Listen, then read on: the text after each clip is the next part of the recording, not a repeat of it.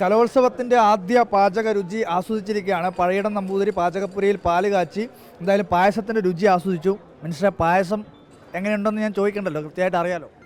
അതെ, പഴയിടം നമ്പൂതിരിയുടെ പായസം ഏറ്റവും ഗംഭീരമാണല്ലോ.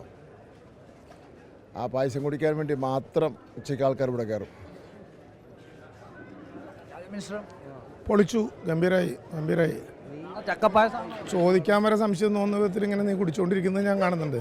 അതിൻ്റെ സ്വാദിൻ്റെ ഭാഗമാണ്. തീർച്ചയായിട്ടും ഗംഭീരം. നാളെ ചക്കപ്പായസമാണെന്നാണ് പറയുന്നത്. അതിഗംഭീരം. അതിനുവേണ്ടി വെയിറ്റ് ചെയ്തുകൊണ്ടിരിക്കുകയാണ്.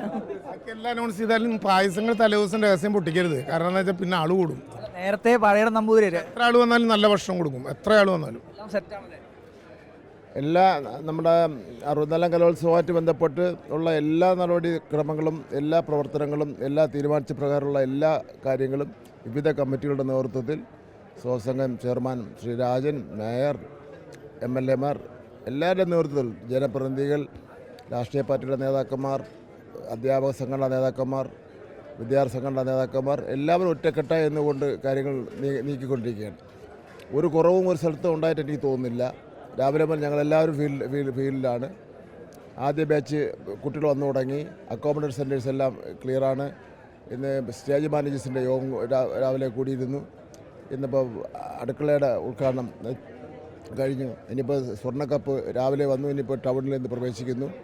അത് കഴിഞ്ഞിട്ട് ഇന്നിപ്പോൾ പത്രക്കാരുടെ യോഗം 8 മണിക്ക് വിളിച്ചിട്ടുണ്ട്. എല്ലാ കാര്യങ്ങളും റെഡിയാണ്. മനുഷ്യ സാധ്യമായിട്ടുള്ള മുഴുവൻ കാര്യങ്ങളും ചെയ്തിട്ടുണ്ട്.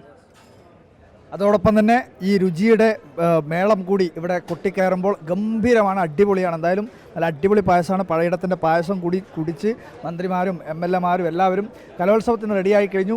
ഇനിയിപ്പോൾ നാളെ ഈ കലോത്സവത്തിൻ്റെ പൂരം തൃശ്ശൂരിൽ കൊട്ടിക്കയറും. അതിനുള്ള മധുരത്തോടെയുള്ള ഒരു തുടക്കമാണ് ഇവിടെ പാചകപ്പുരയിൽ നടന്നിരിക്കുന്നത്. വീഡിയോ ജേർണലിസ്റ്റ് കരുളായിക്കൊപ്പം reporter Arjun Kalyad, in reporter, Thrissur.